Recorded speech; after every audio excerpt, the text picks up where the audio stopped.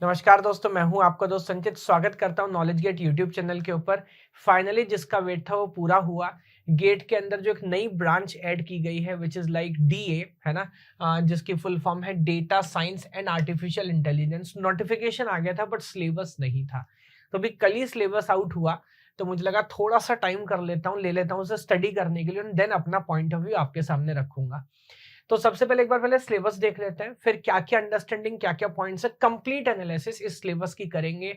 आपके जितने भी क्वेश्चन है, एग्जाम फिल करे भी कि नहीं करें, या क्या इसमें भी अटेम्प्ट करना है डीए ब्रांच के अंदर के नहीं करना है, तो प्रिपेयर करे कि नहीं करे, किसके लिए एडवांटेज है, किसके लिए डिसएडवांटेज है, कितना कंपटीशन बढ़ेगा कम होगा, सब कुछ डिस्कस करूंगा। तो सबसे पहला जो सेक्शन है, as expected probability and statics को जबरदस्त तरह से बढ़ा दिया गया है। अब आप ये पूरा सिलेबस देख रहे हैं, यहाँ पे कुछ पोर्शन मैंने रेड कलर से लिख के रखा है, जो बहुत ही छोटा सा पोर्शन है। ये वो पोर्शन है जो ऑलरेडी सीएस ब्रांच में सिलेबस में है। बाकी जितना भी पोर्शन है वो सब न्यूली एडेड है। तो अगर हम देखें स्टार्टिंग में, counting, permutation, combination, probability, axioms, sample space, event, independent events, mutual exclusive events, ये पार्ट पहले से था which is like joint and conditional probability, Bayes theorem था, but now conditional expectation and variance. तो यहां मान सकते हैं कि प्रोबेबिलिटी जो पहले बड़ी लिमिटेड स्कोप में पूछा जाता था, अभी बहुत डिटेल में पूछा जाएगा डीए ब्रांच के अंदर। देन इसके बाद आ जाता है स्टैटिक्स, जो सिलेबस में नहीं हुआ करता था, पूरा पार्ट ये नया है। Variance, mean, median, mode and standard deviation, correlation, covariance, ये पूरा नया सेक्शन है। फिर अगेन प्रोबेबिलिटी वाला थोड़ा सा कंपोनेंट आ गया। Random variable, discrete random variable, probability, ये Bernoulli and uniform, mass function, सब ने एडेड है। बायनोमियल डिस्ट्रीब्यूशन पहले भी सिलेबस में था। Then random variables, distribution function, exponential, Poisson, normal, ये सब पहले से था। अब ये पूरा नया एडिशन है। Standard, normal, t distribution, chi square distribution, cumulative distribution, मैंने तो कभी टॉपिक सुने भी नहीं है, z test, t test and blah blah blah. तो कुल मिला के प्रोबेबिलिटी एंड स्टैटिक्स पूरा नया एडिशन है। अभी आसान है कि मुश्किल है, मेरी क्या अंडरस्टैंडिंग है कितने नंबर का ऐसे क्वेश्चन पूछेगा, उसके बाद में करता हूं। Coming to the next topic, linear algebra. तो यहां पर भी आप देख रहे हैं matrix, linear equation solution, LU decomposition and eigen values, eigen vector, determinant, ये दो तीन बातें पूछी जाती थी, अभी पूरा भर दिया है।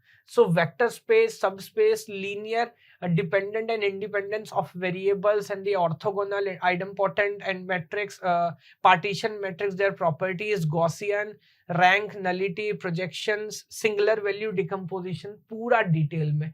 तो लीनियर अलजेब्रा का जिसका पहले टेस्ट कराया जाता था, बिकॉज सीएसआईटी ब्रांच के पास एक्सेम्पशन था कि यार हम इससे डिस्क्रीट मैथ पूछते थे, discrete math totally zero. Set, relation, function, group theory, वो प्रपोजिशन सब हटा दिया है, ये आ गया कहानी। आगे बढ़िए। Then calculation optimization.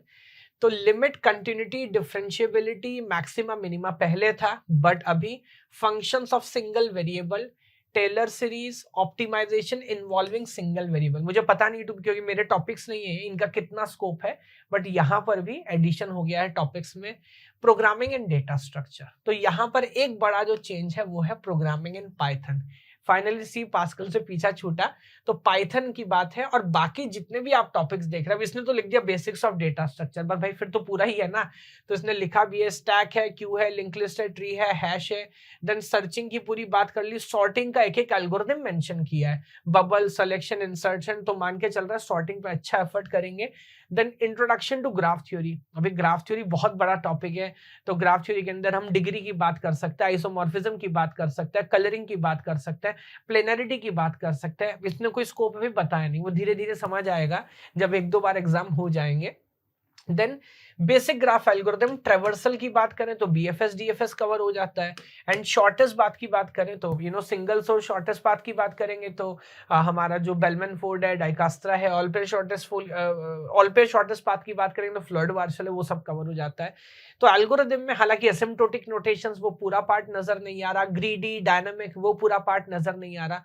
तो बहुत एलिमिनेशन कर दिया है एल्गोरिथम और डेटा स्ट्रक्चर से, मैं खुश हूं। और Python is the need of today's thing. तो डेटा स्ट्रक्चर में बहुत अच्छे चेंजेस किए हैं। देन कमिंग टू डेटाबेसेस, यहां पर भी मान के चलिए अराउंड 50% सिलेबस एड ऑन हो गया है। तो पुराना ER diagram, relational model, algebra, tuple, SQL, integrity, normal form, organization, indexing and normalization, तो पुराना कंपोनेंट लगभग लगभग सेम है, कोई टॉपिक अगर हटता हुआ नजर आ रहा है तो वो है ट्रांजैक्शन, तो ट्रांजैक्शन पूरा हटा दिया, जो है नहीं नजर आ रहा। उसके अलावा अब ये नई कहानी, data types and data transformation, discretization, sampling, compression, warehouse, scheme of multi dimensional data model, concept hierarchies, categorization and computation, ये पूरा सेक्शन नया ऐड हुआ है। और ये तो इनके बारे में क्या बात करूं, पूरा मशीन लर्निंग का सिलेबस आप यहाँ पर देख रहे हैं, सुपरवाइज अनसुपरवाइज, आप पूरा जो कहानी देखेंगे, किसी भी स्टैंडर्ड यूनिवर्सिटी का सिलेबस देखेंगे तो काफी हद तक पूरा स्कोप इन्होंने कवर किया है। एंड देन एआई, ये भी स्टैंडर्ड सब्जेक्ट होता है, पूरा एआई नया कवर कर लिया है। तो सिलेबस तो अगर मैं पूछूं या आपको बताऊं, मेरे हिसाब से हार्डली 20-25% सिलेबस मैच कर रहा है, बाकी लगभग लगभग सब कुछ नया है। अब अगेन 85 मार्क्स का मानते हैं अपना कोर सब्जेक्ट होता है, और 15 मार्क्स का जो बेसिक मैथ, इंग्लिश, रीजनिंग वो सब होता है। तो मेरे हिसाब से जो मैंने अंदाजा लगाया है इनका वेटेज देख के और सिलेबस का डिस्ट्रीब्यूशन देख के, सिर्फ प्रोबेबिलिटी, स्टैटिक्स, ये सेक्शन लगभग मेरे हिसाब से 15 नंबर का आना चाहिए, 15 मार्क्स। सो मान लो डेटा स्ट्रक्चर एल्गोरिथम कंबाइंड, मान लो टीओसी कंपाइलर कंबाइंड, ये उस लेवल का है, मान लो digital and computer architecture combined, तो बहुत कोर सब्जेक्ट होने वाला है डीए के अंदर। लीनियर अलजेब्रा ऑब्वियसली सिलेबस बड़ा है, मेरे हिसाब से कहीं 10 नंबर के लगभग लगभग लीनियर अलजेब्रा से क्वेश्चन आने चाहिए, तो एक बड़ा कोर सब्जेक्ट आप इसे मान के चलेंगे। कैलकुलस छोटा टॉपिक है, मैं एक्सपेक्ट कर रहा हूं 2 से 3 क्वेश्चन आपको यहां से मिलेंगे, so that will be around 5 marks. Data structures algorithm again big subject है, 12 टू 15 मार्क्स। तो जो चारों सब्जेक्ट हैं, data structure, algorithm, programming, 12 to 15 marks. DBMS and warehousing again 12 to 15 marks. पूरा मशीन लर्निंग 12 टू 15 मार्क्स। पूरा AI 12 to 15 marks. तो इस तरह का कुछ मेरे हिसाब से डिस्ट्रीब्यूशन होना चाहिए मार्क्स के अंदर। तो क्या सिलेबस एड ऑन है, एंड देन क्या क्या हमने मार्क्स की एक्सपेक्टेशन है, वो पूरी बात मैंने आपको बताई। नाउ गोइंग फॉरवर्ड, अब जो सवाल आपके दिमाग में आ रहा होगा, should I attempt both exams और नॉट, दोनों एग्जाम अटेम्प्ट करें कि नहीं करें। देखिए मेरा हमेशा से मानना है, मैंने लास्ट वीडियोस में भी ये बात कई बार बोली है, हमें कभी नहीं पता होता कि हमारा किस पेपर में सिलेक्शन होगा और नहीं होगा। और 3 घंटे की बात है, अगर अटेम्प्ट करने का मौका मिल रहा है तो ना अटेम्प्ट करने का कोई लॉजिक हो ही नहीं सकता। तो मेरे हिसाब से हर किसी जो सीएसआईटी का स्टूडेंट है, उसे दोनों ब्रांच में पेपर इस बार फिल करना है गेट का, यानी कि सीएसआईटी हमारा जो कोर हो गया, और DA data science and artificial intelligence का भी आपको फिल करना है। पॉइंट नंबर 1, तो आंसर इज यस, करना है। पॉइंट नंबर 2, क्या दोनों एग्जाम के लिए प्रिपेयर करना है?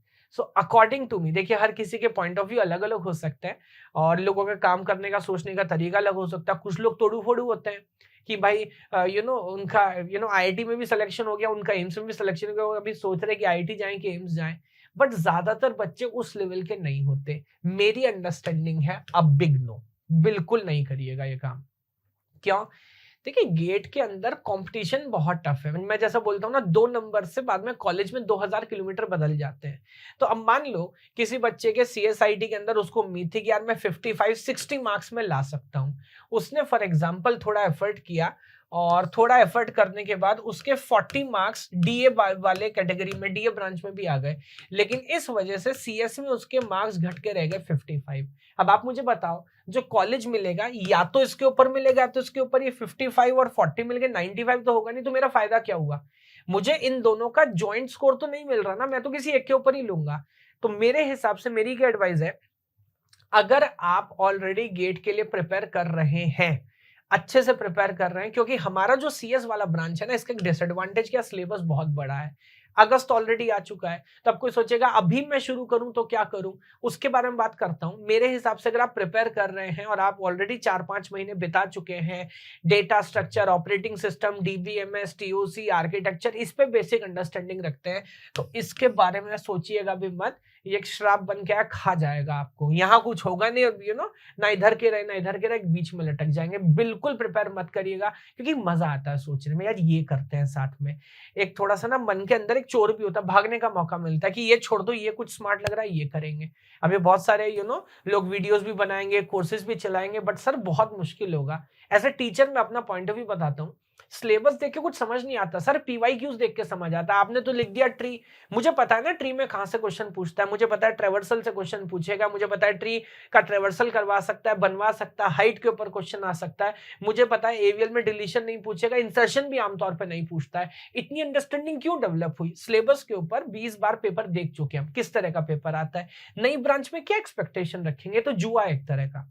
तो अगर आपकी प्रिपरेशन ठीक ठाक है, आप 40 प्लस मार्क्स भी एक्सपेक्ट कर रहे हो, तो ये हो सकता है ब्लेसिंग इन डिस्गाइज हो। आप इसमें पूरी जान झोंक दीजिएगा सीएसआईटी के अंदर, क्योंकि कई लोग छट जाएंगे इस चक्कर में, जो ना इधर के रहेंगे ना इधर के रहेंगे।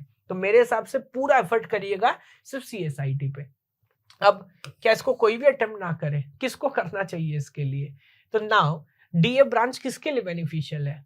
अगेन, अगर अभी आपने प्रिपरेशन अच्छे से स्टार्ट ही नहीं की, और इतने, क्योंकि सीएसआईटी का सिलेबस तो बड़ा है, इसका एडवांटेज क्या है, इसका सिलेबस छोटा है।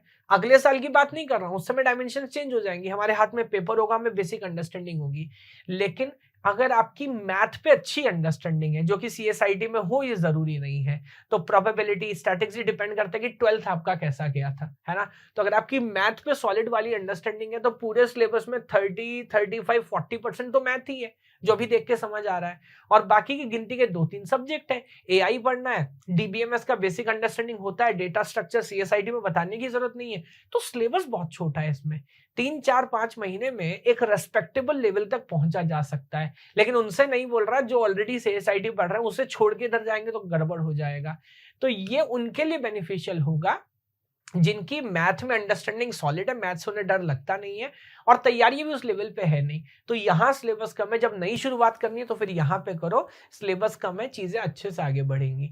अभी इससे बाद में कौन सी ब्रांच में एलिजिबिलिटी होगी, कंपटीशन कितना ज्यादा कितना टफ होगा, लोग बोलेंगे, बट एग्जैक्ट नॉलेज किसी के पास नहीं, वो समय के साथ ही पता लगेगा। यस, तो कंक्लूड कर देता हूँ इस बात को। मेरे ख्याल से मैंने जो अपना पॉइंट रखा आपको समझ आया होगा, मैं गलत भी हो सकता हूँ, अपना फीडबैक जो भी आपका थॉट प्रोसेस है बताइएगा, बट मेरा क्लियर कट कंक्लूजन है, दोनों ब्रांच के लिए प्रिपेयर मत करिए।